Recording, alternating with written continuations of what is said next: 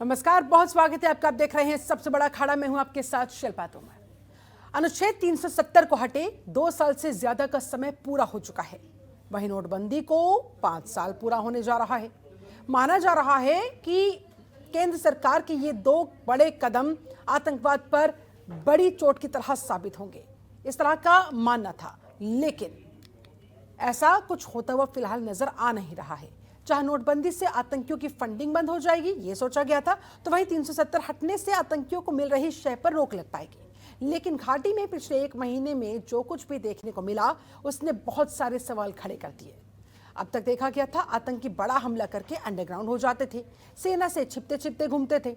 लेकिन पिछले 1 महीने में एक अलग ही स्टाइल आतंकियों का देखने को मिला है। चाहे आम नागरिक हो या सुरक्षा बल, आतंकियों ने निशाना बनाकर उन पर हमला किया है। आंकड़े इसकी गवाही देते हैं। 2021 की ही बात कर ले तो अब तक 25 लोगों को आतंकवादियों ने टारगेट बनाकर मौत के घाट उतारा।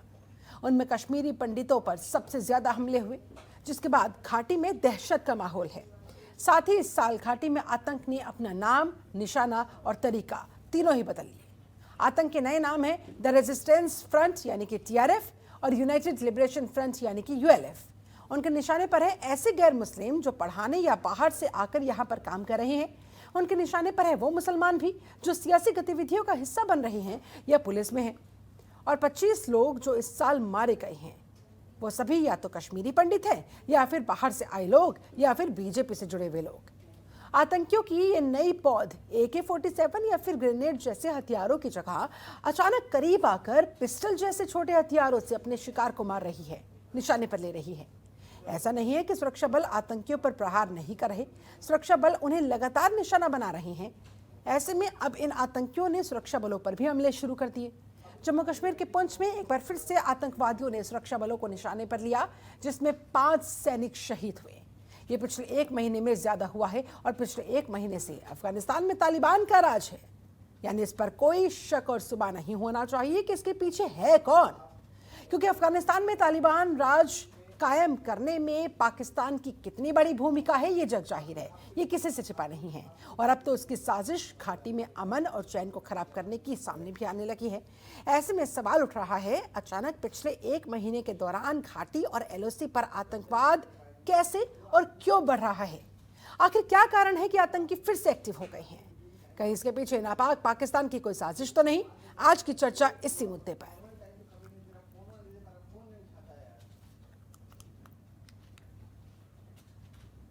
और भी बहुत सारे सवाल खड़े होते हुए, मसलन घाटी में आतंक किसका मिल रहा संग? सेना पर हमला किसका है ये आतंकी अमला? ये कुछ ऐसे सवाल जो बेहद महत्वपूर्ण हैं, जिनके जवाब खोजे जाने बहुत जरूरी है। इसके अलावा 370 हुई खत्म, फिर भी क्यों कश्मीर में पनप रहा आतंक? ये ऐसा सवाल जिस पर सभी की निगाहें टिकी हुई है, क्योंकि 370 खत्म करने के पीछे दावा यही किया जा रहा था कि आतंकवाद पर यह बहुत कड़ा और बड़ा प्रहार होगा। लेकिन फिर भी कश्मीर में आतंक क्यों पनप रहा है? बड़ा सवाल। घाटी को दहलाने की कौन साजिश रच रहा है? बड़ा सवाल। नापाक मंसूबे क्या सर्जिकल स्ट्राइक से होंगे पूरे? कश्मीरी पंडितों पर निशाना, आतंकवादियों का वही पुराना बाना। आतंकियों का नागरिकों पर वार, क्या सर्जिकल स्ट्राइक से फिर से होगा पलटवार? ये भी बड़ा सवाल। अफगानिस्तान पर तालिबानी राज क्या कश्मीर में बढ़ा रहा है आतंकवाद? आज इन्हीं तमाम सवालों के जवाब हम खोजेंगे। हमारे साथ एक पूरा खास पैनल इस समय जुड़ा हुआ है। पैनल का मैं जल्दी से आपसे तारुफ करवा देती हूँ। हमारे साथ इस समय रिटायर्ड मेजर जनरल अनुज माथुर जी जुड़े हुए हैं, रक्षा विशेषज्ञ के तौर पर। हमारे साथ अश्विनी शाही जी मौजूद हैं, बीजेपी नेता है। आपका बहुत स्वागत है सर। डॉक्टर अजय उपाध्याय हमारे साथ मौजूद है, कांग्रेस प्रवक्ता। आपका बहुत स्वागत। अमित रैना हमारे साथ जुड़े हुए हैं, कश्मीर एक्सपर्ट। बहुत स्वागत। संजीव कौशिक जी भी राजनीतिक विशेषज्ञ के तौर पर हमारे साथ मौजूद हैं। आपका भी बहुत बहुत स्वागत। चर्चा की शुरुआत सबसे पहले अमित रैना जी आपके साथ करना चाहूंगी। क्या वजह समझ में आती है पिछले 1 महीने के दौरान आतंकवाद की घटनाएं वहां पर क्यों बढ़ती जा रही है? क्या कश्मीरी पंडितों की घर वापसी को लेकर जो सकारात्मक परिस्थितियां वहां कश्मीर में बनती नजर आई, उससे आतंकी बौखला गए हैं? पाक परस्त ये हैवान इस तरह की नापाक हरकतों पर उतर आए हैं कि शिक्षा के मंदिर में घुसकर वो जिस तरह से निशाना बना रहे थे, हालांकि सुरक्षा बल लगातार जवाब दे रहे हैं, लेकिन फिर भी ये आतंकी जो अपने नापाक मंसूबों को हर हाल में अंजाम देना चाहते हैं। आपको क्या वजह समझ में आती है? 1 महीने के दौरान आखिर ऐसा क्या हुआ? तो जम्मू कश्मीर में, खासकर कश्मीर वादी में जो शांति का माहौल बना हुआ था, और उस शांति के माहौल में समुदाय के द्वारा प्रयास किया जा रहा था और सरकार के द्वारा प्रयास किया जा रहा था कि कश्मीरी पंडित वापस जाएं अपने घरों में और अपनी जगह पे रहें। और इसको लेकर जब जब समुदाय ने या सरकार ने प्रयास किया है कि कश्मीरी पंडित वापस जाएं और कश्मीर में रहें, तब तक एक बड़ा क्लियर कम्युनिकेशन भेजा गया है आतंकवादियों द्वारा, एक पाकिस्तान द्वारा, चाहे वो 96 रहा हो, 97 रहा हो, वंदामा का नरसहा रहा हो, नाड़ीमर का रहा हो, संग्रामपुरा का रहा हो, छठी सिंहपुरा का रहा हो। और 2019 के बाद भी अगर आप देखें, जब 370 हटा और 35 धारा हटाई गई, उसके बाद भी जो पहले विक्टिम्स थे टेरर के, कुछ तो पहले लोकल थे, अगस्त सितंबर में कुलगाम में बड़ी वारदातें हुई। उसके बाद 2020 के आते आते कश्मीरी हिंदुओं पे वापस अटैक होने शुरू हो गए थे। अब जो सरकार का लेटेस्ट प्रयास था, जिसमें कि कश्मीरी पंडितों की जो जमीनें हैं, जो जायदादें हैं जिन पे गैर कानूनी कब्जे हो चुके थे, इलीगल कंस्ट्रक्शन हो चुकी थी, उनको लेकर जो सरकार का प्रयास था कि उन्हें खाली कराया जाए ताकि कश्मीरी पंडित वापस आ सके, अपनी जायदाद पे, अपनी प्रॉपर्टी पे रह सके, उसको लेकर ये एक बड़ी चिंता आ गई थी आतंकवादियों में कि क्या कश्मीरी पंडित वापस आ रहे हैं। कश्मीरी पंडित हमेशा देखे जाते हैं एक चिन्ह भारत का, एक वो समुदाय जो भारत के लिए कुछ भी करने को तैयार है, और उन्हें ये डर लगा रहता था कि कहीं ये समुदाय वापस आ गया तो फिर भारत की भाषा यहाँ के लोग उनके साथ बोलेंगे। तो इसको लेकर ये अटैक कश्मीरी पंडितों पे किया गया। और सबसे उससे बड़ी जो वरिंग बात है कि जो एरियाज जम्मू कश्मीर वादी के बाहर, जैसे आज सुरनकोट की बात करें, राजौरी, पुंछ की, जहां पे आतंकवादी गतिविधियां ऑलमोस्ट खत्म हो चुकी थी और कोई लोकल टेररिस्ट नहीं है। कश्मीर में जहां आज भी 120 लोकल टेररिस्ट हैं, इस एरिया में लोकल टेररिस्ट कोई भी नहीं है। वहां पाकिस्तान का प्रयास कि इन्फिल्ट्रेशन की जाए, काफी नंबर में लोग भेजे जाएं, कहीं ना कहीं संकेत दे रहा है कि वापस पाकिस्तान कश्मीर में अपनी एक्टिविटीज वापस बढ़ाना चाहता है। उसे 2 साल की शांति पसंद नहीं आई है। इंटरनेशनल एरिना में जो उसकी बात नहीं मानी गई है कि जम्मू कश्मीर को लेकर, उसको लेकर वो बिल्कुल चिंतित है और वापस एक्टिविटी बढ़ाना चाहता है, दिखाने के लिए विश्व को कि जम्मू कश्मीर अभी भी एक नॉर्मल एरिया नहीं है। ऐसे में अमित रैना जी, वहां पर धरातल पर क्या असल तस्वीर नजर आती है? लोग इन आतंकी गतिविधियों की वजह से, जो कि अचानक बढ़ गई है, कितने दहशत में हैं? आतंकी दरअसल यही तो चाहते हैं कि दहशत का माहौल पैदा किया जा सके ताकि घर वापसी के बारे में कश्मीरी पंडित सोच भी ना सके। वो कितने कामयाब होते हुए फिलहाल नजर आ रहे हैं? देखिए, जब पहली किलिंग हुई कश्मीरी पंडितों की, तो उनको नाम दिया गया पॉलिटिकल वर्कर्स की किलिंग है, भारतीय जनता पार्टी के वर्कर्स हैं। मगर अब जो ये रिसेंट वारदातें हुई हैं, जिसमें लोगों को लाइन में खड़ा करके उनसे उनके आई कार्ड लिए जाते हैं, उनके बाद उसकी शनाख्त की जाती है कि कौन किस धर्म से है, उसके बाद गैर मुसलमान धर्म के लोगों को निकालकर जब उन्हें गोली मारी जाती है, तो कहीं ना कहीं डर का माहौल आता है, क्योंकि अब बड़ा क्लियर हो जाता है कि ये टारगेट किलिंग है। तो उसको लेकर खौफ जरूर है वैली में, वादी में बिल्कुल खौफ है। और ये खौफ सिर्फ समुदाय, हिंदू समुदाय में नहीं है, सिख समुदाय में भी है और कुछ हद तक काफी मुसलमानों में भी है, जो नेशनलिस्ट हैं, जो राष्ट्रीय हित की बात करते हैं, जो भारतीय अपने आप को मानते हैं, उनमें भी ये डर है। तो ये कहना गलत होगा कि इस समय डर का माहौल कश्मीर वादी में नहीं है, बिल्कुल है। ऐसे में संजीव कौशिक जी, किस किस साजिश इसके पीछे नजर आती है? और ये जो नई टेक्निक इस समय आतंकवादी अपना रहे हैं टारगेट किलिंग की, क्या समझ में आ रहा है? क्या करना चाह रहे हैं? किस तरह का माहौल क्रिएट करना चाह रहे हैं और मकसद क्या है उनका?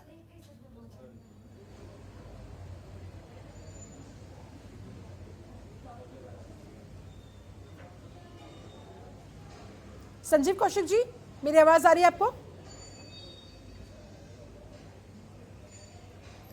चलिए, इसी सवाल के साथ मैं अनुज माथुर जी आपके पास आना चाहूंगी। देखिए शिल्पा, मैं पहले आपको थोड़ा सा बताना चाहूंगा कि सुरनकोट में जो हुआ वो क्या हुआ। ये कहना कि उन्होंने, आतंकवादियों ने सुरक्षा बलों पे डायरेक्ट हमला करना शुरू कर दिया है, ये मेरे हिसाब से ठीक नहीं है। ये इनके आतंकवादियों के इस इलाके में मौजूद होने की इंटेलिजेंस आर्मी के पास थी और it was a planned operation of the army. अब क्यों ये हादसा हुआ और क्यों हमारी जानें गई, इसका डायरेक्ट रिलेशनशिप है तालिबान और पाकिस्तान और ट्रेड। क्योंकि ये जो टेररिस्ट का ग्रुप है ये बहुत हाईली ट्रेन्ड और बहुत वेरी वेल इक्विप्ड है, बहुत एडवांस्ड इनके पास हथियार थे और इनकी ट्रेनिंग बहुत जबरदस्त है, जिनको कि ग्राउंड का इस्तेमाल करना आता है और किस प्रकार से एक कॉलम के ऊपर एम्बुश लगा करके बिल्कुल प्रिसाइज तरीके से उन्होंने इसको सिक्योरिटी फोर्सेस को एम्बुश किया है। इसका मतलब ये नहीं है कि वो अपर हैंड है।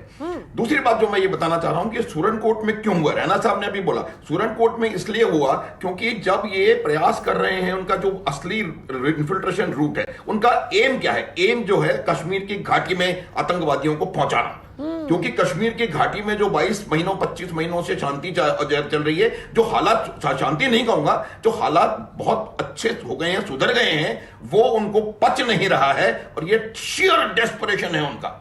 अब जब उनका वहां से इन्फिल्ट्रेशन होने में तकलीफ होने लगी तो उनको लगा कि भाई वहां पर आर्मी का काफी जबरदस्त दबाव है और वो वहां पर उनको दिक्कत होने लगी, तब उन्होंने इधर से इन्फिल्ट्रेशन करने की कोशिश की है। ये जो ग्रुप था इसने इन्फिल्ट्रेट यहां से किया है पुंछ राजौरी के बीच में से, और अल्टीमेटली ये पीर पंजाल के पार जाकर के और वैली में ही जाने वाले थे वो करने के लिए। अब मैं आपको बात बताता हूं कि चेंज क्यों कर रहे हैं।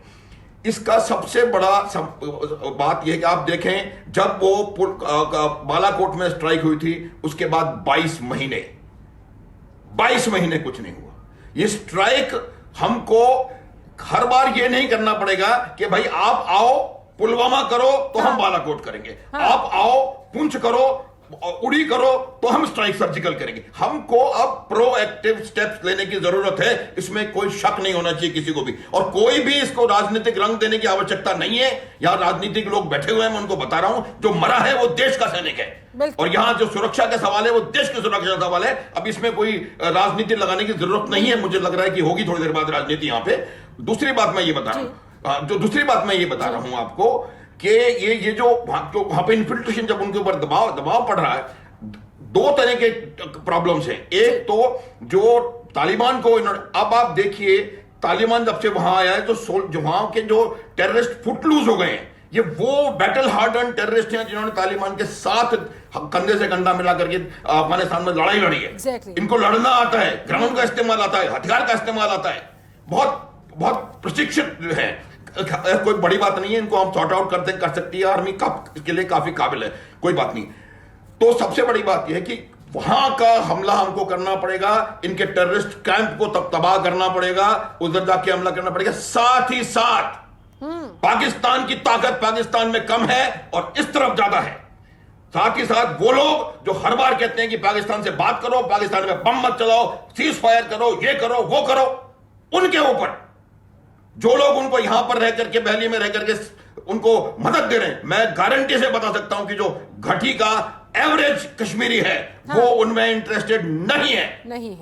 जो उनके वहां के जो लोग, जो यहाँ के ओवरग्राउंड वर्कर्स हैं, जो उनके सिंपैथाइजर्स हैं, जो उनके सपोर्टर्स हैं, तो एक जॉइंट स्ट्राइक चाहिए, कंबाइंड स्ट्राइक चाहिए, एक लाइन ऑफ कंट्रोल के उस पार वो सपोर्ट करते हैं और पर्दे के पीछे से सपोर्ट करते हैं, और उसका खामियाजा फिर आम कश्मीरी को भुगतना पड़ता है। और ये दो तरह से सपोर्ट हो रहा है। एक सपोर्ट हो रहा है जबानी, ठीक है, वो जबानी सपोर्ट वो लोग कर रहे हैं जो जिनको की उसकी रियलिटी का पता नहीं है, और दूसरा सपोर्ट फिजिकल जो ओवरग्राउंड वर्कर्स हैं इनके, पाकिस्तान के और उनके, तो वो लोग सपोर्ट कर रहे हैं। इन तंजीमों के, तमाम तंजीमों के ओवरग्राउंड वर्कर्स सक्रिय हैं और वो उनको सपोर्ट, उन पे स्ट्राइक करना, ये जो 900 आदमी राउंड अप किए हैं, बहुत ज्यादा डेस्परेशन है उनमें। आपके पास हमारे साथ संजीव कौशिक जी भी जुड़ चुके हैं। संजीव जी, अगर मेरी आवाज आपको मिल पा रही हो तो ये तो बहुत बड़ी चिंता की बात हो गई कि पहले तो AK-47 के साथ हमला होता था, ग्रेनेड के साथ हमला होता था, उसके बाद फिर आतंकी हमले को अंजाम देकर छिप जाते थे, अंडरग्राउंड हो जाते थे, फिर सुरक्षा बलों के लिए मुश्किल हो जाता था उन्हें ढूंढना। लेकिन अब तो वो छोटी छोटी पिस्टल लेकर अपने टारगेट के पास पहुंच जाते हैं, उन्हें किल कर देते हैं। ये और ज्यादा चिंता की बात। आखिरकार कैसे भरी भीड़ में ऐसे आतंकियों को रिकॉग्नाइज करें और कैसे उन्हें उनके अंजाम तक पहुंचाए? क्या लग रहा है आपको, कितना खतरनाक तरीका आतंकी अपना रहे हैं? देखिए शिल्पा, जब तक केंद्र सरकार कश्मीर के कश्मीरियत के बारे में नहीं सोचेगी तब तक ये समस्याएं बनी रहेंगी। धारा 370 हटाने की बात हो, 35 हटाने की बात हो, यदि इन धाराओं को हटाने के बाद यदि कश्मीर में खुशी की लहर दौड़ी हुई होती तो निश्चित तौर पे आज परिदृश्य कुछ और होता। कश्मीर छोड़ के बाकी पूरे हिंदुस्तान में तुष्टीकरण की नीति को हवा देने के लिए कि कश्मीर में अल्पसंख्यकों के ऊपर हमने हमले किए, कश्मीर में अल्पसंख्यकों को दबाने का हमने प्रयास किया, उसका राजनीतिक लाभ लेने का जब तक आप प्रयास करेंगे ये समस्याएं बनी रहेंगी। सवाल यह है कि कश्मीर में जो लोग हैं या कश्मीरी पंडितों को यदि बसाने की बात है, हम सीधा सवाल ये पूछते हैं कि क्या ये तरीका सही है? जब 1997 में ही इस तरह की बात आ गई थी और ये कानून बन गया था कि उनको जो वापस आना था उसमें जो लोग कश्मीरी वापसी करना चाहते थे उनके जमीन के बारे में एक जो बनाई गई थी कानून, उसमें सर्वे करना था। पहले सितंबर महीने में वो सर्वे वाली बात हटा दी गई।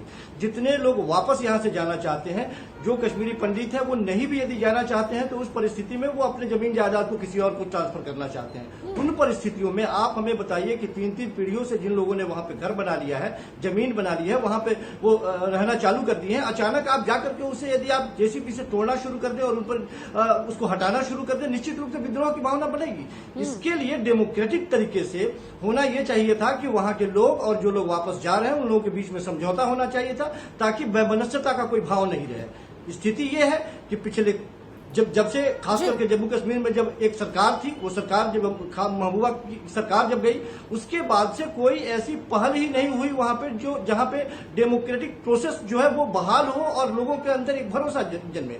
वहां पे राज्यपाल जो है वो फैसले लेते हैं, राज्यपाल के सारे फैसले केंद्र सरकार के निहितार्थ होते हैं और केंद्र सरकार की नीतियों को जो सपोर्ट करे वैसे फैसले लिए जाते हैं। हाँ। उनका वहां के लोगों के कुछ लेना देना नहीं होता है, या वहां की परिस्थितियों के बारे में उनको जानकारी भी नहीं। यानी कि आपके मुताबिक ये समस्या जस की तस रहेगी जब तक कश्मीरियत पर काम नहीं होगा। केंद्र सरकार को कश्मीरियत पर बात करनी होगी, उस पर काम करना होगा, उस पर बोलिए को ये बड़ी निंदा की बात है। जल्दी से प्लीज कंप्लीट योरसेल्फ सर। ये जस्टिफिकेशन है किलिंग की। अब आप बहाना ढूंढ रहे हैं कि लोग वापस जा रहे हैं, तो उस हिसाब से तो संजीव जी दिल्ली में लोग मरने चाहिए थे जो कश्मीर से लोग आ रहे हैं। ये जस्टिफिकेशन नहीं है। समस्या ये है कि समस्या सरकार की एक ही फेलियर रही है। वो फेलियर ये रही है कि आपने जब 370 हटाया और 35 से हटाया तो उसका कारण था जिहाद। जो कश्मीर में पाकिस्तान द्वारा जिहाद चलाया जा रहा है, जो कश्मीर को गजवा हिंद का रास्ता बनाया जा रहा है, आपने उस जिहाद को तोड़ने के लिए उस पर एक चोला पहना दिया। वो पहना दिया आपने डेवलपमेंट का। दुनिया में जिहाद और डेवलपमेंट का कोई कनेक्शन नहीं है। अगर डेवलपमेंट जिहाद का तोड़ होता तो अफगानिस्तान में होता, फ्रांस में अटैक नहीं होते, यूरोप में अटैक नहीं होते, यूके में अटैक नहीं होते, ऑस्ट्रेलिया में अटैक नहीं होते, अमेरिका में अटैक नहीं होते। तो आपको जिहाद मानना पड़ेगा कि जो कश्मीर में हो रहा है वो जिहाद है और आपको उसको उसी तरह से टैकल करना पड़ेगा। अश्विनी शाही से मैं जल्दी से इस पर जवाब लेना चाहूंगी। अश्विनी जी, संजीव कौशिक जी कह रहे हैं कि कश्मीर की बात तो होती है लेकिन कश्मीरियत की बात नहीं होती है। जो नीति आप लोग वहां पर अपना रहे हैं वो विद्रोह को और पैदा करेगा, स्थिति को और बदतर कर सकता है। ऐसे में केंद्र सरकार को इस पर गंभीरता से सोचने की आवश्यकता है।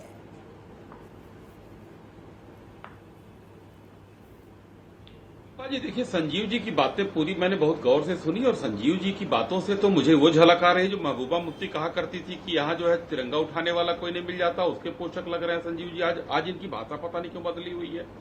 देश के शहीदों को मैं नमन करता हूँ जो आज शहीद वहां पर हुए। हमारे सैनिक मारे गए हैं। आपको उसका समझना पड़ेगा कि क्यों आखिर मारे जा रहे हैं। अभी जो है हमारे रक्षा विशेषज्ञ माथुर साहब ने बताया कि चीज क्या है। जड़ में ये जाना पड़ेगा कि सरकार ने वहां पर वापसी के लिए जो काम किया है, 370 और 35 से हटाने के बाद वहां नौकरियां पैदा हुई हैं। प्रधानमंत्री पुनर्वास योजना के अंतर्गत लगभग जो है 27,000 लोगों ने रजिस्ट्रेशन कराया था वहां जाने के लिए वापस। 2,000 का चयन हुआ था, वहां जाना चाहते थे। 3800 के आसपास लोग वहां पर जाना चाहते हैं और उनको वहां उनका वो संबंध है जो 900 परिवार वहां, शिल्पा जी पूरा कर लेने दीजिए। ठीक है सर, ठीक है, 900 परिवार वहां से हटे नहीं, उनका संबंध वहां से है। शिल्पा जी पूरा कर लेने दीजिए, कुछ बात का मैसेज पूरा जाता है। तो इसलिए जो है वहां के लोगों को जब सरकार ने 35A और 370 हटाने के बाद रोजगार देने की बात की तो वहां के कुछ लोकल और पाकिस्तान परस्त जो बैठे हुए हैं वहां उनको बुरा लगा और पाकिस्तानी आतंकवादी जो युवाओं को वहां पर दिग्भ्रमित करके उनके हाथों में पिस्तौल पकड़ा रहे हैं उनको ये अच्छी नहीं लग रही कि यहाँ का युवा नौकरी करे। यहाँ आप लोगों ने एक अच्छी मंशा के साथ वहां पर ये प्रयास तो किया, ये नीति तो इम्प्लीमेंट करने की कोशिश की, लेकिन फिर पिछले 1 महीने से अचानक से आतंकी गतिविधियों को रोक पाने में आप लोग नाकामयाब क्यों होते जा रहे हैं? आखिरकार क्यों एकदम से जो स्लीपिंग मोड में थे वो एक्टिव मोड में आतंकी आ चुके हैं और आप लोगों से लग रहा है कि सिचुएशन हैंडल नहीं हो पा रही है? अब ये आरोप लगा देना तो हमारी सेना का अपमान करना हो जाएगा, जैसे कि हम हमारे लिए जो है सेना हमारी काम नहीं कर रही, हमारी सेना काम कर रही है। और देखिए होता क्या, सेना वहां पर जा रही है, सेना वहां पर छांटना है, ये नाकामियों को छांटना कि कौन आतंकवादी है कौन नहीं है देखकर सेना किसी की हत्या नहीं कर सकती है। और एक बात मैं आपको बता देना चाहता हूं कि जब से 370 ये हटा है तब से वहां पर सेना ने इतना बेहतर काम किया था कि जो घटनाएं जो 18 में हुई थी 550 600 सेना ने बेहतर काम किया है, इसमें किसी को कोई शक शुबा नहीं है, घटनाओं में किसी बहुत को कोई कमी डाउट आई है। नहीं है। तब भी यही सेना थी, आज भी यही सेना है, लेकिन आज आतंकी क्यों फिर से सर उठाने लगे हैं? जल्दी से डॉक्टर अजय उपाध्याय जी, आपका भी ओपनिंग रिमार्क चाहूंगी। क्या लग रहा है आपको, कैसे आतंकवाद की जड़ पर वार किया जाए? क्या कुछ किए जाने की आवश्यकता है? कश्मीरी पंडितों को लेकर जो एक दहशत का माहौल पहले हुआ करता था, बीच में सिचुएशन काफी हद तक ठीक हुई, अब फिर से वही डर, वही दहशत पैदा करने की कोशिश हो रही है आतंकियों की तरफ से, टारगेट किलिंग हो रही है आतंकियों की तरफ से। शिल्पा जी, जब कश्मीर ठीक होगा तभी कश्मीर में बसने वाले, चाहे वो कश्मीरी पंडित हो, हिंदू मुस्लिम सिख ईसाई सभी हमारे भाई हैं, वो सभी वहां सुरक्षित होंगे। और निश्चित तौर पे कश्मीर ठीक तभी होगा जब वहां 2-3 मुद्दों पर हमें ईमानदारी से काम करने की जरूरत है, जो हमारी सरकार समयबद्ध सीमा में उसको करने का प्रयास की थी और बहुत हद तक आतंकवादी गतिविधियां वहां खत्म हो गई थी। पहली बात, सेना के शौर्य पर, सेना के तकनीक पर, सेना के बाहुबल पर, उनके द्वारा जो कार्य किए जाते हैं उस पर किसी को कोई प्रश्न नहीं है। जब सरकार से प्रश्न पूछिए तो सरकार के नुमाइंदे बैठे हुए लोग या सरकार समर्थित कुछ तथाकथित विशेषज्ञ टाइप लोग जो हैं वो सेना के पीछे छुप जाते हैं। पहले तो ये मानसिकता यहां भी खत्म करनी होगी और आधार पे भी खत्म करनी होगी और ईमानदारी से समस्या का समाधान ढूंढने के लिए समस्या को आइडेंटिफाई करना होगा। समस्या क्या है? समस्या 2-3 चरणों में है। पहला चरण है वहां पे जमहूरियत और कश्मीरियत जो है, एक फीलिंग है वहां के लोगों की। हमें एक वो वर्ग है जो उस वर्ग चाहता है कि हिंदुस्तान के मुख्य धारा के साथ जुड़ करके और पाकिस्तान प्रायोजित जो आतंकवाद है उसको हम कैसे नस्तानाबूद करें। हमें उस धारा को मजबूती देनी होगी और अक्रॉस द पार्टी लेवल कोई भी धारणा बिना बनाए, अमित रैना जी किस विचारधारा से हैं, रक्षा विशेषज्ञ साहब क्या सोचते हैं, अजय उपाध्याय क्या सोचते हैं, या अश्विनी शाही क्या सोचते हैं, कौशिक जी क्या सोचते हैं, ये मैटर नहीं है। मैटर है कि इसको हम कैसे ईमानदारी से वहां फुलफिल करें। दूसरी बात, जमहूरियत, जो वहां पे छोटे छोटे संगठनों को लेकर के हम प्रयास कर रहे थे को डेमोक्रेटिक प्रोसेस शुरू करें। और ये प्रोसेस एक प्रक्रिया थी, एक दिन में नहीं शुरू हुई थी।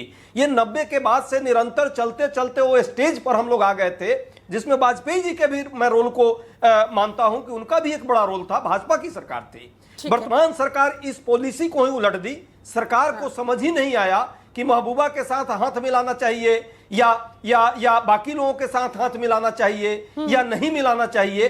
तथा कथित तौर पे जो पॉलिसी मेकर है वो पॉलिसी मेकर कहीं ना कहीं इसके लिए जिम्मेवार है, सेना जिम्मेवार नहीं है। सेना तो अपनी बहादुरी के साथ काम भी कर रही है और लड़ भी रही है और वहां पे कई शहीद भी हमारे साथी हुए हैं, उनके शौर्य को नमन करते हैं जो आज भी हुए हैं।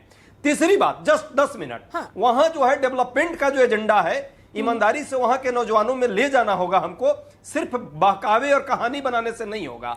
ईमानदारी की बात है, जो पिछले 2-2.5 साल में जिस तरह से सप्रेशन पॉलिटिक्स वहां हुई, विश्व के कुछ नेताओं को, यूरोपीय देश के नेताओं को जबरदस्ती दिखाने के लिए टूरिज्म तो कराया गया, लेकिन जो वहां के नेता थे उनको बंधक आपने बनाया। अंततः प्रधानमंत्री जी को ये समझ में आ गया और वो अपने प्रधानमंत्री आवास में उन्हीं लोगों को बुला करके खाना खिलाया। मैं उसके लिए उनको स्वागत भी किया, उनका धन्यवाद भी दिया। ये प्रक्रिया पहले भी होनी चाहिए थी और अभी भी जारी रहनी चाहिए। सबको मिल करके कश्मीर की समस्या का निदान करना होगा। जवाब लूंगी, लेकिन फिलहाल मेरी मजबूरी है सर, माफी के साथ आपको रोकना चाहूंगी, मेरी मजबूरी है, मुझे रुकना होगा यहाँ पर एक बहुत छोटे से ब्रेक के लिए। ब्रेक के बाद लौटेंगे, चर्चा को आगे बढ़ेंगे, करेंगे जाने की कोशिश कि अब आतंकियों का नागरिकों पर जिस तरह से टारगेट करते हुए वार हो रहा है, ऐसे में क्या सर्जिकल स्ट्राइक से होगा पलटवार? छोटे से ब्रेक लौटेंगे। चल ब्रेक के बाद बहुत स्वागत है आपका। आप देख रहे हैं सबसे बड़ा अखाड़ा। आज चर्चा हो रही है कश्मीर के ताजा हालातों पर। बहुत सारे सवाल जो खड़े होते हुए उनके जवाब खोजने की हम कर रहे हैं कोशिश। सवाल मसलन घाटी में आतंक किसका मिल रहा? आतंकवादियों को संग। सेना पर हमला किसका ही आतंकी हमला? 370 हुई खत्म, फिर भी क्यों कश्मीर में पनप रहा आतंक? घाटी को दहलाने की कौन रच रहा है ये साजिश? नापाक मंसूबे क्या सर्जिकल स्ट्राइक से होंगे पूरे? कश्मीरी पंडितों पर निशाना, आतंकवादियों का क्या वही पुराना बाना? आज इन्हीं तमाम सवालों के खोज रहे हैं हम जवाब। हमारे साथ एक पूरा खास पैनल बना हुआ है। एक बार फिर से पैनल के पास जाते हुए अश्विनी शाही जी, ब्रेक पर जाने से पहले डॉक्टर अजय उपाध्याय ने बहुत सारे सवाल उठाए थे, बहुत महत्वपूर्ण पॉइंट्स रेज किए थे, क्या जवाब है? और मेरा एक और सवाल उसमें ऐड ऑन कर लीजिएगा। दरअसल यहाँ पर सवाल कभी भी किसी ने भी सेना पर नहीं उठाए, सेना के शौर्य पर नहीं उठाए, पूरा विश्वास है उस पर। सवाल यहाँ पर केंद्र की नीति पर है। क्या जवाब है आपके पास? शिल्पा जी देखिए, सवाल एकदम नहीं सेना पर उठने चाहिए, लेकिन कांग्रेस ने इस देश में वो काम भी किया है। आज अजय जी ने कहा है कि सेना के नाम पर छुपते हैं। इन लोगों ने सेना पर सवाल उठाने का काम किया है। हर सेना को खून का सौदागर कहा गया है, सेना से हिसाब मांगा गया है, सेना को तो बहुत कुछ कहा गया है, सेना अध्यक्ष को तो इन्होंने सड़क का गुंडा भी कहा है। तो कांग्रेसियों ने सब कुछ कर दिया है। लेकिन मैं कहना चाहूंगा जो ये मुद्दा है, यहाँ पर मुद्दा जो कश्मीर में अमन चैन लौट रहा था, जो 370 हटने के बाद परिस्थितियां सामान्य हो रही थी और वहां के युवाओं को रोजगार मिल रहा है, हर जिले को एक उद्योग मिल रहा है, चीजें बेहतर होती चली जा रही हैं। ये वहां के पाकिस्तान परस्त लोगों को, जिसमें मैं कांग्रेस को भी कहता हूं, कांग्रेस भी हिंदुस्तान के संबंध में कभी नहीं सोचती है। ये हमेशा बाहर के लोगों की बात सोचती है, कभी चाइना के बारे में सोचती है, कभी पाकिस्तान के बारे में सोचती है और भाषण देते हैं हिंदुस्तान में बैठकर। बाहर जाकर हिंदुस्तान को बेइज्जत कराने का काम कांग्रेस करती है। तो मैं ये कहना चाहूंगा कि वहां अमन इन लोगों को नहीं हो रहा था। आज लाल चौक पर बढ़िया त्योहार मनाए जा रहे हैं। आज लाल चौक पर वो लोग हंसते खेलते हुए जा रहे हैं जो कभी वहां पर जा नहीं सकते थे। वहां पर झंडे फहराने की हिम्मत सिर्फ हमारे प्रधानमंत्री जी में हुई थी और हमारे जो है जोशी जी गए थे। लेकिन सर एक आम कश्मीरी फिर आपसे यही तो सवाल कर रहा है ना कि क्या इस बात का खामियाजा हम लोग भुगते? कश्मीर में आम नागरिकों को, सिविलियंस को टारगेट किया जा रहा है, सुरक्षा बलों को निशाने पर लिया जा रहा है, तो दहशत तो पैदा हो ही रही है ना सर। 2 सेकंड 2 मिनट हाँ हमको 10 सेकंड दीजिए। आऊंगी, आपसे मैं जवाब लूंगी। उपाध्याय जी आऊंगी, 1 सेकंड। नहीं तो पहले अश्विनी जी आपको टाइम दे रही हूं, बोलिए। थोड़ा सा मुझे खत्म कर लेने दीजिए, फिर आप बोलिएगा। हाँ, सुन ही रहा है। बोलिए बोलिए। शिल्पा जी देखिए, हम लोग नहीं, बोलने के पहले जरा सोच के बोलिए। ये मॉडल ऑपरेंडी उनकी चेंज हुई है। अब एकदम सोच के बोल रहे हैं, एकदम सोच के बोल रहे हैं। उदाहरण दे देंगे। अश्विनी जी जवाब पर आते हैं। नहीं बोलना है सोच के, आप मत भ्रम के शिकार हैं, मानसिक विकृति के शिकार आप लोग हो चुके हैं। ये दिख रहा है, ये दिख रहा है, अजय जी मैं आऊंगी आपके पास। शर्मनाक है आप लोगों का ये स्टेटमेंट। अपनी नीति पर जवाब दीजिए। सड़क का गुंडा कहा कि नहीं कहा, बताइए हमको। कांग्रेसियों ने कहा कि नहीं कहा? शर्मनाक है आप लोग जो कर रहे हैं ना, सारा देश देख रहा है। 40-42 सैनिकों को मरवा करके आप राजनीति करते हैं। देश को राजनीति का केंद्र बना दिए कश्मीर को, सिर्फ चुनाव जीतने के लिए। पूरा देश नहीं देख रहा है। अभी तक कोई जांच हुई उस पर? हो सकता है कोई जांच हुई है? क्या जांच का रिपोर्ट है? यहाँ प्रस्तुत कीजिए। यदि देश के आप सही नागरिक है तो, नहीं तो देश के गद्दार है। सेना को मरवाने के बाद आप जो है अभी तक उस पर कोई जांच नहीं हुई। आप चुनाव जीत लिए। सिर्फ दर्द होता है, दुख होता है आप जैसे लोगों से। गद्दारी बंद कीजिए देश से। देश से गद्दारी बंद कीजिए। आप मांगते हैं आप लोग, देश से गद्दारी करने वाले लोग हैं आप लोग करते हैं। कांग्रेस नहीं, 42 लोगों की मौत हुई, कितने लोगों को पकड़ा गया, क्या जांच हुई? जांच यहां स्थापित कीजिए। यदि है हिम्मत तो, ईमानदार है तो। गद्दारी करने वाले लोग हैं आप लोग। आप लोग सिर्फ सियासत चाहते हैं। आपको न देश से जरूरत है, न कश्मीर से जरूरत है, न ही देश के सेना से जरूरत है। आप लोग को सिर्फ अपने सियासत और सत्ता से जरूरत है। सियासत शर्मिंदगी आपको नहीं होती है, भेड़िए हो गए आप लोग। तभी पूरा आप देश हमारे देख बीच रहा में है। टपक के कहीं बोल रहे किसानों हैं। को मरवाते हैं, शर्मिंदगी आपको होनी चाहिए। कहीं कहीं मजदूरों को अधीर मरवाते रंजन हैं, चौधरी ने कहीं युवाओं को मरवाते हैं, कहीं यूएन में ले जाएंगे सैनिकों को मरवाते ये हैं। ईरान का मुद्दा Please, one by है। one, अरे अभी भी हिंदुस्तान का समझ मुद्दा नहीं आ यूएन रही में है। कैसे One by चला one, जाएगा? किस तरह से कश्मीर यहाँ में लोग कांग्रेसियों मारे जा को रहे सिल्वर हैं पानी और में डूब आप लोग मरना यहाँ पे चाहिए। आकर के गुणगान देश के गाते साथ हैं गद्दारी और करने प्रवचन में देते हैं। आप लोग कहीं प्रवचन पीछे बंद नहीं कीजिए, हैं। आपका प्रवचन हम नहीं कांग्रेस सुनेंगे। देश की गद्दार गद्दारी पार्टी करते हैं। अश्विनी जो शाही हमारा जी, था जम्मू विपक्ष तो कश्मीर सवाल के करेगा ही ना। बड़े गद्दार हैं। विपक्ष तो सवाल चुनाव करेगा के ही लिए ना। सिर्फ जब अपनी वहाँ राजनीति कर रहे हैं घटनाएं नहीं आप होती, सिर्फ विपक्ष सियासत कुछ और नहीं सत्ता कहता। के भूखे भेड़िए हो गए। सवाल करें, मैं जवाब दे रहा हूं। सवाल करना चाहिए सवाल का आपको। जवाब मैं दे रहा हूं। बेशर्मी का भी एक सीमा लेकिन ये लोग बेशर्मी की ये सीमा लोग पार 300 कर गए हैं। पर सवाल उठाने पूरा वाले देश हैं। देख रहा है। 35 अश्विनी जी, पर सवाल पूरा उठाने देश देख वाले रहा हैं। है आपको। अश्विनी आप जी, मेरे इस सवाल तरह का की जवाब करने दीजिए। वाले ये लोग हैं। आरोपों क्या पर नहीं हुआ? जाते 42 सैनिकों की मौत हुई। कश्मीरी मैं देख पूछ रहे रहा हैं हूं। इस डिबेट को, है हिम्मत सुन तो रहे जवाब हैं, दीजिए। वो आपके एक जवाब की लोग पकड़े तरफ गए। टकटकी क्या लगाए बैठे हैं। कमीशन की एक रिपोर्ट आई सेकंड अभी तक? ठीक है अजय जी अश्विनी शाही जी, आप मुझे ये बताइए 370 हटाए जाने के नहीं, बाद, मुझे नोटबंदी दुख लगा के इस बाद बात का जो कि कहा कैसे जा कर रहा था सकते ना, हैं? कश्मीर जबरदस्त कांग्रेस कड़ा ने प्रहार वहाँ आतंकवाद पे पर पूरे होगा। आतंकवादी किस हद ग्रुप तक को आप खत्म लोग कर वहां दिया पर था। सिचुएशन वहाँ कंट्रोल कर अमन पाने चैन में था। कामयाब रहे, इन और लोगों पिछले ने एक अमन महीने चैन में खत्म कर आप दिया लोग था। नाकामयाब क्यों हो रहे हैं? बस मेरा इतना सा सवाल है। नाचे ना ये आवे आंगन फालतू के टेढ़ा। अजय जी आज चिल्ला रहे अजय हैं, जी, इनको क्या अजय हो जी। गया है पूछिए। नाचे ना अजय आवे जी आज आंगन क्यों टेढ़ा। चिल्ला रहे अजय जी हैं? प्लीज, सिर्फ सियासत अमित रैना भी करके कुछ कहना अधीर चाह रहे रंजन हैं, उनकी चौधरी बात यूएन ध्यान में में ले चाहिए। जा रहे दलाली थे। करने एक का एक काम करके आप लोग प्लीज। कर रहे हैं। अमित रैना कश्मीर जी, को भी आप आप शर्म नहीं आ सत्ता रही का है। केंद्र अमित बना रैना दिए जी, कि आप बोलिए कैसे सर। सत्ता मिले आपको। शर्म अमित आनी जी, चाहिए, आपको शर्म आनी चाहिए। शायद अगर पक्ष मुझे विपक्ष दुख लग रहा है। मिलकर ऐसी साथ भाषा में में नहीं काम शर्म करता, आप अधीर तो अब रंजन तक चौधरी से कब का पूछिए ना, कश्मीर शर्म का आई हल उनको? निकल चुका होता, आप वहां ही पर के नेता शांति है भाई। व्यवस्था स्थापित हो जाती। वो यूएन में ले क्या जा लग रहा रहे है? थे। आप लोग को शर्म आई, 42 सैनिक मारे गए, एक आदमी पकड़ा गया। और हमने ठीक है, हटा कर अजय मार जी, दिया। अश्विनी जी, हमारे प्लीज, सवाल I करने am बैठ asking गए। both of you, कैसे हो अनुज गया? बातों सवाल इंतजार करने कर रहे बैठ हैं, बारूद संजीव कौशिक भी इंतजार कर रहे हैं, अमित रैना भी बैठे में। कैसे सर प्लीज, सैनिक मारा दूसरे है? पैनलिस्ट का भी कोई सम्मान कमीशन करते अभी हुए तक उनका भी बैठी? बोलने का मौका कोई मिलेगा। जांच हुई? वो जो डीएसपी था उसको कैसे छूट दी आप लोगों ने? ठीक है, होम सर, मिनिस्ट्री ठीक है। में एनआईए का रिपोर्ट है। अजय होम उपाध्याय मिनिस्ट्री जो है जी, दिल्ली आप पुलिस विपक्ष में चलाती है, सवाल दिल्ली करना पुलिस होम आपका मिनिस्ट्री बनता के है, अंदर। समझ में आता ये है। एक रिपोर्ट ठीक नहीं है, दिया। लेकिन सर सुनना भी तो अभाव में पड़ेगा ना, सबूत के अभाव वन में बाय वन आप DSP बोलेंगे तो खुला लोगों घूम को रहा कुछ है। समझ में आ पाएगा। हाँ, अमित रैना जी एकदम काफी देर सुनूंगा। से कुछ कहना चाह रहे हैं। अमित जी, एकदम कैसे सुनूंगा होगा मैं, कश्मीर लेकिन का? सही बात कैसे सुनूंगा। होगा कश्मीर में इनके इन कारण हम आतंकियों का यानी खात्मा? माथुर साहब ने कितनी पाक अच्छी बात परस्त कही लोगों को थी। कैसे सबक सिखाया जाए? क्या रणनीति इसमें केंद्र सरकार को अपनानी चाहिए? क्या सुझाव देना चाहेंगे? अपने दोनों मित्रों को पहले बताना चाहूंगा, अजय जी को, संजीव जी को, कि जो 30 साल के बाद भी इसमें तकरीबन 6 लाख लोग बेघर हैं, हजारों लोगों की, हिंदुओं की, सिखों की मौत हो चुकी है। उसके बाद अगर आप कश्मीरियत का राग अलाप रहे हैं तो फिर मैं कुछ नहीं कह सकता आपकी सोच और समझ को लेकर।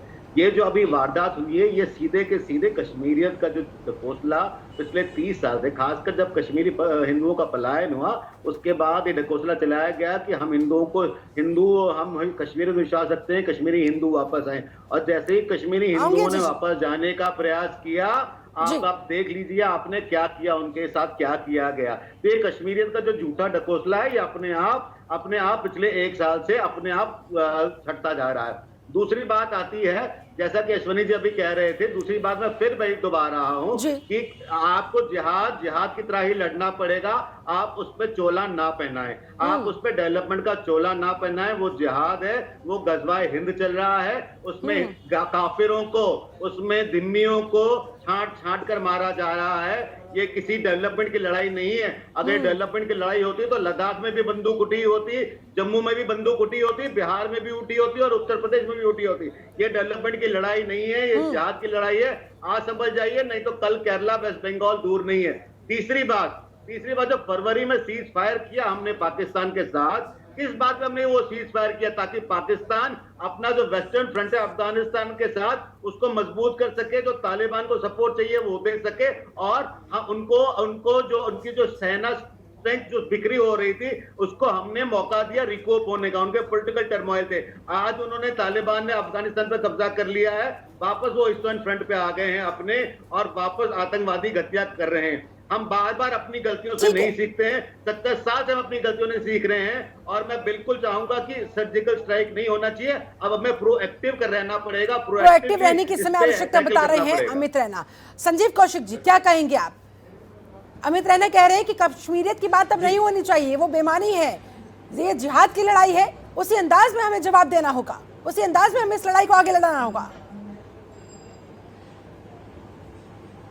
देखिए शिल्पा, जब तक आप समस्या के जड़ों तक नहीं पहुंचेंगी तब तक ये समस्याएं बनी रहेंगी। आप हमें ये बताइए कि 3 बार के मुख्यमंत्री फारूक अब्दुल्ला साहब, आपने वहां लोकतंत्र का गला घोट दिया, घर में बंद कर दिया। उनके बेटे जो वो भी मुख्यमंत्री रहे और आपके सरकार में साझेदार भी रहे, एक अच्छे पद पे रहे, उनको भी आपने बंद कर दिया। जिसके साथ आपने सरकार जिसके साथ, सुनिए तो सही, चिल्लाइए नहीं, सुन लीजिए, अरे सुनिए तो सही, सुनिए पूरी बात तो सुन लीजिए। उसके बाद पीडीपी, मुफ्ती मोहम्मद, अरे सुनिए तो सही, जिसके साथ सरकार बनाए उसे भी आपने नजरबंद कर दिया। और आज आप कभी अफगानिस्तान, पाकिस्तान और तालिबान की राग लेकर के बैठ जाते हैं। अपने नाकामियों को कब तक छुपाते रहेंगे आप इस तरह की बातें करके? आप क्यों नहीं मानते कि आपकी नीतियां असफल रही है? आपने वहां पे लोकतंत्र का गला घोटा है। वहां जो लोकल स्थानीय स्तर पर जो लोगों के मन में जो खौफ भरा हुआ है, आपने जो खौफ भर दिया है, और जिस तरह से पूरे हिंदुस्तान को यह दिखाने का प्रयास किया कि आप जाइए, जमीन खरीद सकते हैं, बहुएं ला सकते हैं, वहां से आना जाना हमारा शुरू हो जाएगा। जब स्थिति ये हो गई कि वहां के लोगों की सांसें रुक गई। वहां के लोग, सुनिए भाई साहब, सुनिए तो सही, आप बोल रहे थे हम सुन रहे थे ना, आप बोल रहे थे हम सुन रहे थे ना। सुनिए, हिम्मत है तो सुनिए, हिम्मत है तो सुनिए। ये फोटो सेशन से काम नहीं चलने वाला। एक एक करके please one by one, Amit ji, Kaushik साहब, वन बाय वन। आप सुनिए तो सही, मुंबई से ले जा 4 डिस्ट्रिक्ट को बोलते कि गला घुट गया। बारामूला में गला नहीं घुटा है क्या? दोपहर में गला नहीं घुटा है क्या? आप लोगों ने गला नहीं घुटा हुआ है गला सरकार ने वहां घोट दिया है। ये मुंबई से ले जाकर लोगों को डल झील के किनारे डांस करवा के और पूरा सब कुछ बेहतर है। इससे बेहतर होगा, कश्मीर इससे बेहतर होता गला घुट जाता है। ठीक है अमित जी, सुन लेते हैं, एक बार बोलने देते हैं सर, सबको बोलने का मौका मिलना चाहिए, उनकी बात सामने आनी चाहिए। मिलता हूँ वहाँ के युवाओं को, यदि वहाँ के यदि युवाओं को रोजगार मिलता, सचमुच में उन्हें एक सही रास्ता मिलता, तो ये स्थिति नहीं होती। और शिल्पा, एक चीज ये लोग मानने को तैयार क्यों नहीं है? ये जितनी हत्याएं हुई है पिछले साल में, 28 से 30 हत्याएं हुई है, यहाँ पे बैठे जितने लोग हैं, बताए हमें कि उसमें कितने हिंदुओं की हत्या हुई और कितने मुसलमानों की हत्या हुई है। फिर रिकॉर्ड सामने आएगा, सर्व से इन लोगों का सब झुक जाएगा। मुश्किल से 5 से 7 हिंदू, सुनिए, अरे कैसी बात कर रहे हैं आप? अरे सुनिए, आप बात करे जा रहे हैं संजीव जी। अरे बहुसंख्यक ज्यादा से ज्यादा वहाँ पे मुस्लिमों की हत्या हुई है और लोगों ने, सुनिए तो सही, आप बोलने नहीं देंगे, बोलने नहीं देंगे। अरे जितनी हत्याएं हुई है, छोटे बंदूकों से हत्या हुई है। कैसी बात कर रहे हैं आप सुनेंगे नहीं, आप सुनेंगे नहीं, आप सबको पाकिस्तान ले जाएंगे, हिंदुस्तान से लड़ाएंगे और वोट करेंगे नहीं वो। अरे इलेक्शन में भी भारत के इतिहास में, सुन लीजिए, भारत के इतिहास में 2019 में पहली बार ऐसा हुआ था कि सेना ने कहा था कि हमारे शहीदों की तस्वीरें लगा के वोट मत मांगिए। शर्म से सर झुक जाना चाहिए था भारतीय जनता पार्टी का। दोबारा इस तरह की बातें नहीं बोलनी चाहिए थी। और उसके जितने लोग पक्षकार लोग यहाँ बैठ करके इस तरह की बातें कर रहे हैं, उनका भी शर्म से सर झुक जाना चाहिए था। आपको समझ में आती है कितनी बड़ी बात हुई थी ये? और आज आपके समझाने का प्रयास कर रहे हैं। अरे वहाँ के लोगों के नब्ज को पकड़िए, देखिए कि वहाँ के लोग क्या चाहते हैं, वहाँ के लोगों को नब्ज को नहीं पकड़ पा रही है केंद्र सरकार, ये बड़ा आरोप अश्विनी जी जवाब देना चाह रहे हैं। ठीक है, कौशिक जी ने ये जो आरोप लगाए हैं, अश्विनी जी, आप लोग नब्ज पकड़ने में नाकामयाब हो रहे हैं, इसी वजह से तो समस्या का समाधान नहीं निकल पा रहा है। आतंकियों की हिम्मत बढ़ती जा रही है, वो अपने नापाक मंसूबों को अंजाम देते जा रहे हैं। कौशिक जी ने जो कहा मैं सुन रहा हूं, मैं पूछना चाहता हूं, जिसकी ये अब दुहाई दे रहे थे, उनके साथ हमने सरकार बनाया, ठीक है, लेकिन सरकार बनाने का मतलब हमने देश के सुरक्षा के साथ समझौता नहीं किया था, न देश बेचा था हमने। गुपकार गैंग वाले कौन है, ये उन लोगों की असलियत सामने आ गई। हमने सही समय रखते उनको हटाया अपने पास से। सरकार बनाने की बात मत करिए आप। मैं ये कहना चाहूंगा, हिंदुस्तान में भारतीय जनता पार्टी शासित जो सरकार है, वो सरकार आज कश्मीर में कश्मीरियत की बात करती है, अमन चैन लाने की बात करती है, और बीच में जैसे आप लोग चीजों को दिग्भ्रमित कर रहे हैं। कौन मरा? अरे अंत में मरती है इंसानियत। हमारे सिपाही इतने मजबूती से काम कर रहे हैं कि वहां पर इसी बात पर सबसे ज्यादा दुख होता है कि राजनीति के चक्कर में एक आम नागरिक भी मरता है और सिपाही भी मरता है। अजय उपाध्याय जी कुछ कहना चाह रहे हैं? ठीक है, आती बिल्कुल बिल्कुल, उन्हें बचाने की आवश्यकता है। उनकी क्या गलती है, उनका क्या कसूर है? अजय उपाध्याय जी, देखिए कांग्रेस कर रही है। देखिए शिल्पा जी, बार बार हम भी कह रहे हैं और पहले भी और अभी भी बोल रहे हैं। मैं रक्षा विशेषज्ञ जो हमारे अनुज माथुर साहब हैं, एक सीनियर सेना के अधिकारी रहे हैं, मैं उनका पूरा सम्मान करते हुए शुरुआती दौर में ही हमने ये बात कही कि ये राजनीति का केंद्र कश्मीर को न बनाए, एजेंडा मत चलाए कि उसके कारण हम बाकी देश में चुनाव लड़ेंगे या जीतेंगे हारेंगे। कश्मीर एक संवेदनशील मुद्दा है और वो डिजीज का कारण कुछ और है। वो डिजीज है, एक सिम्टम है डिजीज का। डिजीज तो हम लोग को भी पता है कि वो पाकिस्तान प्रायोजित आतंकवादी वहां पे कहीं ना कहीं अपने आंख बैठाए हुए हैं। जैसे घर में थोड़ी भी ऊपर नीचे होती है उसका वो लाभ ले लेते हैं। फिर सुन लीजिए, फिर बीच बीच का मैं नहीं चिल्लाना चाहता इनके साथ, भ्रम के शिकारी लोगों से बंद कराइए इनकी आवाज, तब मैं बोलूंगा। ठीक है, नहीं तो मैं डिबेट छोड़ दूंगा, इस तरह नहीं करूंगा। बोलिए बोलिए बोलिए, सुन रहे हैं सर आप।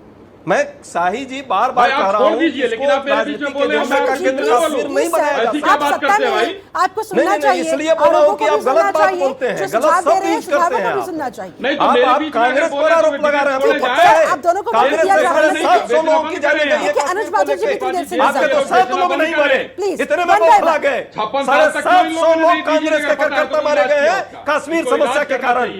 नहीं जानते आप, कान बंद किए हुए हैं, आंख बंद किए हुए हैं, और पढ़ने लिखने से आप लोग को कोई वास्ता नहीं है। सिर्फ रटा रटाया आकर के शब्द यहाँ आप लोग बोलते हैं चैनल पर। पूरा देश जानता है आपको सिर्फ चुनाव जीतना, इसलिए कश्मीर आपको दिखता है। कश्मीर देश का सिरमौर है। कश्मीर की समस्या देश के लिए पता होते इलाज नहीं कर पाए, उसको कैसे आपको पता थी इलाज नहीं कर पाए, हमने 4 साल में इलाज कर दिया है। चाहे सेना की वही के लोग कहते थे 370 नहीं खत्म हो सकता, लेकिन हुआ ना। का काम लेकिन किया। इससे बड़ी ये क्या हो सकता है? चाहिए। अनुज बाजू जी सीधे आपके पास कौन चाहिए? आए। जब पता था एक महीने पहले से जब तालिबानी राज अफगानिस्तान में आ रहा था कि ऐसा कुछ होने वाला है, मैंने इस टॉपिक पर बहुत सारे डिबेट्स उस समय भी की, ये पॉइंट तब भी रेज हुआ था। लेकिन सरकार क्या होने का इंतजार कर रही थी? ये कहाँ कमी रह गई? अनुज माथुर जी, ठीक है, अजय जी प्लीज एक सेकंड, अश्विनी जी प्लीज एक सेकंड। अनुज माथुर जी से सवाल किया गया सर, सत्ता का केंद्र मत, ठीक है, सत्ता का केंद्र नहीं बनाना चाहिए। सेकंड भी नहीं बोलने दिया आपने, देखा इनको। ठीक है, अब आगे भी बोलिए। नहीं बोल पाएंगे सर प्लीज, ये कोई रिवेंज नहीं है। अनुज माथुर जी, तालिबानी राज जब आया था अफगानिस्तान में, उस समय से ये कयास लगाए जा रहे थे ना कि कश्मीरी घाटी में कुछ इस तरह का होने वाला है, और अब जब हो गया तो सरकार क्या कर रही थी? क्या होने का इंतजार कर रही थी क्या? देखिए, मैं आपको इसलिए एक बहुत अच्छा बिंदु किसी ने उठाया था सीज फायर का, मैं आपको कुछ 25 फरवरी 2021 में ले जाना चाहता हूं। 25 फरवरी 2021 को बाजवा साहब ने घड़ियाली आंसू बहाकर भीख मांगी सीज फायर की, और हमने जो सबसे बड़ी गलती करी उनको सीज फायर की भीख दे दी। उसका फायदा उठाते हुए उन्होंने पाकिस्तान ने अपनी सेनाओं को अपने पश्चिमी बॉर्डर पर तालिबान के साथ काम करने के लिए छूट मिल गई।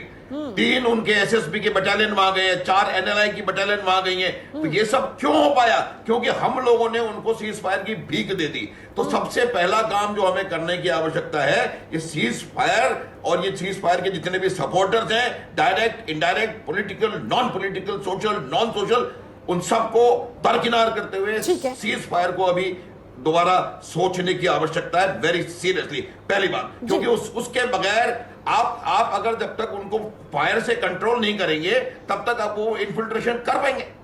और वो कर रहे हैं, प्रयास उन्होंने किया, हर जगह, उड़ी में किया, नौशेरा अनार में किया।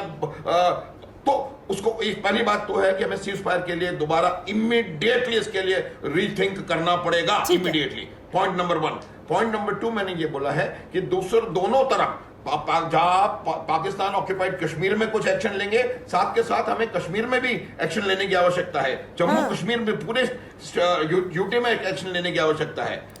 तो ये हमको ध्यान रखना पड़ेगा कि किस प्रकार से हम डेमोक्रेटिक प्रोसेस को शुरू कर सकते हैं। जब तक वहां पर डेमोक्रेटिक प्रोसेस ठीक तरीके से वापस नहीं आएगा तो ये परेशानियां मेरे हिसाब से बढ़ती चली जाएंगी। जहां तक सवाल है इन्फिल्ट्रेटर्स को अब लंबा रास्ता लेना पड़ रहा है, क्योंकि कश्मीर घाटी में उनके ऊपर इतना प्रेशर डाल दिया गया है कि वो यहां से आएंगे, फिर वो पीर पंजाल रेंज को पार करेंगे और पार। तीसरी बात, मैं आपको एक बात और इसमें जोड़ना चाहता हूं, क्योंकि हम लोग जो हमारे जहन से निकलती जा रही है, चीन अब ये 15वें 13वें राउंड की जो बातचीत हुई थी, ये एक्टिविटी इमीडिएटली आफ्टर दैट हुई है। तो चाइना का जो उनका ये है कि हम एलएसी पे कुछ करें, आप एलसी पे कुछ करो ताकि इनका ध्यान डाइवर्ट हो सके। चलिए ठीक है, और ऐसा नहीं होने देना है। एक मिनट बात, कहाँ की बातें? नहीं, एक मिनट बात सुनिए।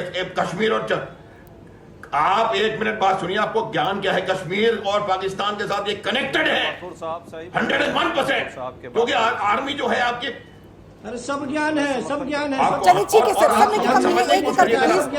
सब अमित रहना हो रही है। फाइनल कमेंट आपका। अब आप कश्मीर में इस समय अब इंस्टेंटली क्या किए जाने की शिल्पा, आवश्यकता 1 minute, 1 more minute। Okay sir, okay please, 1 more minute। Okay okay please complete सबसे पहले तो ये है आ कि रही जो है जिन लोग माथुर जी कंप्लीट करना हमें- चाहिए जल्दी से सर। ये सबसे पहले तो ये है कि जिन्होंने ये मैं ये कह रहा हूं कि किलिंग्स अभी करी है, तो- सबसे पहले तो उन्हें आइडेंटिफाई करके उन्हें एलिमिनेट किया जाए। उसके बाद जितने भी इनके सपोर्टर, जो सरकार कर ही चुकी है, तकरीबन ठीक है। 700 लोगों को उठा चुकी है, ठीक है। सपोर्टर्स है उन हाँ। पर प्रेशर डाला जाए ठीक है। ताकि सिविलियन किलिंग ना हो और ये प्रयास लगातार किया और जाए। internally जो इन्हें भी support ना मिल सपोर्टर्स हैं, ठीक है बिल्कुल, ठीक है। बिल्कुल, जो अनिल उनके- माथुर जी फाइनल कमेंट आपका है। हाँ, तो मेरा कहने का ये मतलब है कि हमें 2 pronged स्ट्रेटजी अपनानी पड़ेगी। ठीक है। हमें एलओसी के पार जाकर के एक्टिविटी करनी पड़ेगी। ठीक है। सीज फायर के ऊपर पुनर्विचार करना पड़ेगा। और मेरा तो ये मानना है, मैं पुनर्विचार की बात नहीं कर रहा हूं, मैं ये कह रहा हूं कि सीज फायर का अभी कोई औचित्य नहीं रह गया है। नहीं रह गया है, ठीक है। संजीव कौशिक अभी जी फाइनल हमको कमेंट यकीन आपका करना जल्दी से पड़ेगा सर। कि हम अपनी ताकत से ठीक है। जो वहां पर बैठे हुए हैं आकर के अफगानिस्तान से लॉन्च पैड्स में, उनको वहीं ला करके मारा जाए। केंद्र की नाकाम नीतियों को छुपाने का प्रयास यहाँ किया जा रहा है। केंद्र हर मामले में विफल रही है और कश्मीर के साथ जिस तरह से वो व्यवहार कर रही है और कश्मीर को एक राजनीतिक फायदा लेने के लिए जिस तरह से उसका इस्तेमाल कर रही है, ये ध्यान में रखने वाली बात है। कश्मीर के बारे में यदि सचमुच में संजीदा होती केंद्र सरकार, ठीक तो है। कश्मीर के लोगों के बारे में सोचती, कश्मीर के युवाओं के बारे में सोचती, वहां लोकतंत्र कैसे बहाल हो इसके बारे में सोचती। लेकिन इससे कुछ लेना देना नहीं है। जितना पॉलिटिकल लाभ मिल सके वो काम कर रही है भारतीय जनता पार्टी, और कश्मीर के लोग भी समझ रहे हैं और बाकी हिंदुस्तान के लोग भी ये समझ रहे हैं। ठीक है doctor Ajay Upadhyay final comment आपका।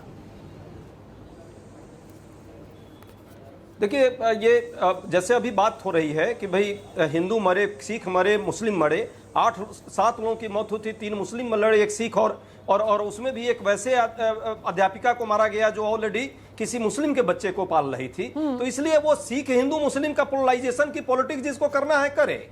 पॉलिटिक्स से का मामला नहीं है कश्मीर, राष्ट्रीय सुरक्षा का मामला है। और राष्ट्रीय सुरक्षा के मामले में इन सारे छोटे अपनी प्राथमिकताओं से ऊपर उठ करके देश की प्राथमिकता महत्वपूर्ण है। जो जेन्युइन है, जो सुझाव हम बार बार दे रहे हैं कि कश्मीर के संदर्भ में, उसको मानना चाहिए सरकार को। और हमारी बात ना माने, सेना जो कह रही है उसकी बात मान ले। सेना जो कह रही है उसकी बात मान ले। अश्विनी शाही जी जल्दी से फाइनल कमेंट आपका। कैसे आप वहां पर पैदा होते हैं इन, बात ये तो कश्मीरी पंडितों पर क्यों ऐसा होने लगता है? ठीक है, पैदा होती इन परिस्थितियों को कैसे कंट्रोल में करेंगे? अश्विनी शाही जी फाइनल कमेंट। शिल्पा जी देखिए, मैं कौशिक जी की बात से ना इत्तेफाकी रखता हूं कि सरकार का इरादा विफल रहा, सरकार के कार्यक्रम विफल रहे हैं। हाँ, विफल ये रहा है, सरकार ने विपक्ष के सारे इरादों को, नापाक मंसूबों को विफल किया है। और वहां पर हम देश के लिए काम करते रहेंगे।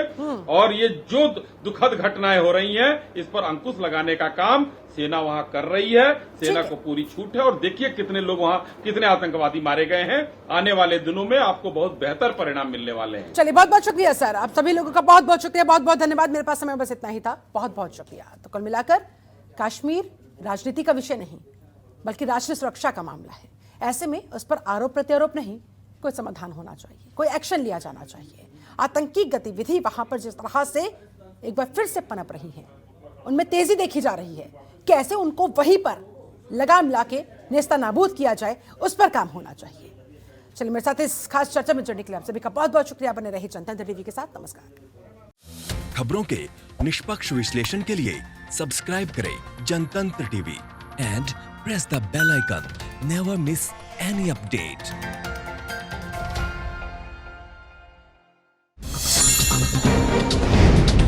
डाउनलोड कीजिए जनतंत्र टीवी ऐप को, जो कि अवेलेबल है गूगल प्ले और ऐप स्टोर पर।